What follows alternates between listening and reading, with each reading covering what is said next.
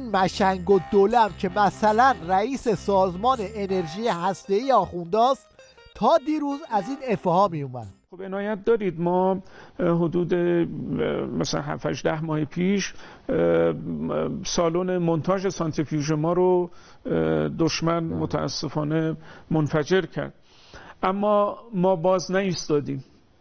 الان امروز هم اعلام شد که سالنی که جبران کننده اون سالن از دست رفته هست رو تونستیم برپا بکنیم، البته به صورت موقت. الان در دل کوه نزدیک نطنز الان شبانه روز داریم کار میکنیم که تمامی این سالن‌های حساسمون رو دیگه میبریم در دل کوه انشالله. امیدواریم.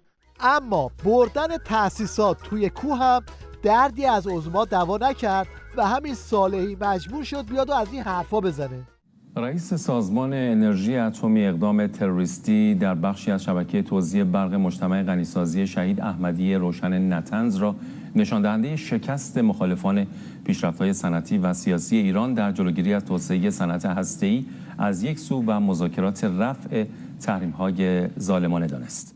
پاسخگویی آخوندا به این ضربه هم یه چیزی تو مایه‌های انتقام سختشونه. پاسخ رو از زبون خود صالحی بشنوید.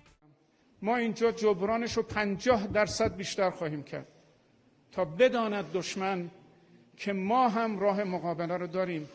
راه مقابله ما راه شرافتمندانه است، راه علمی است.